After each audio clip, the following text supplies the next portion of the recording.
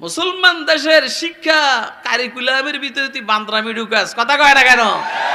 তোর সাহস কত বড়, গুদ্দা কত বড়। আসলে বান্দর তো বান্দরামি বাইর হবে।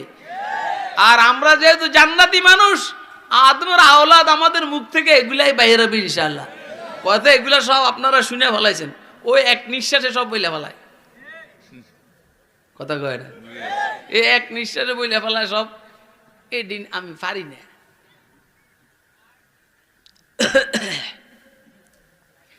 আব্দুল্লাহ ইবনে সালাম উটের গোশত খায় না। আল্লাহ রাব্বুল আলামিন বলেন, তুমি এমনি যদি না খাইতে কোনো সমস্যা ছিল না, কিন্তু তাদের সাথে লিয়াজু করতে গিয়ে তুমি খাও না, এটা একটা সমস্যা।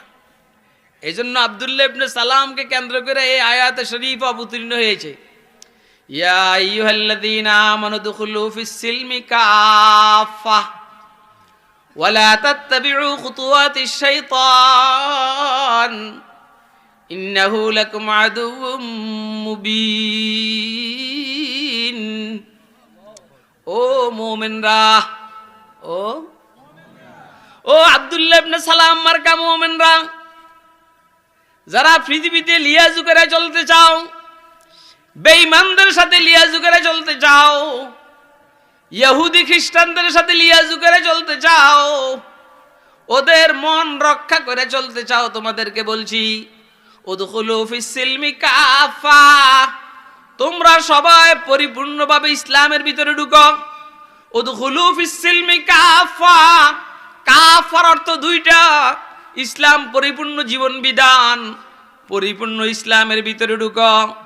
বাহিরের থেকে কাহাকে অনুসরণ করা যাবে না। তোমার ব্যক্তিগত জীবন যেমন ইসলামের হবে, পারিবারিক জীবনও ইসলামের হবে, সামাজিক জীবনও ইসলামের হবে, রাষ্ট্রীয় জীবনও ইসলামের হবে, অর্থনীতিও তোমার ইসলামের হবে, সমাজ নীতিও তোমার ইসলামের হবে, পররাষ্ট্র নীতিও তোমার ইসলামের হবে। আরে কথা কয় না এখন, ওনার কথা কয় না, কারণ কথা এগুলো তো আওয়ামী লীগের বিরুদ্ধেও যায়, বিএনপির বিরুদ্ধেও যায়, জাতীয় পার্টির বিরুদ্ধেও যায়, কথা কয় না কেন?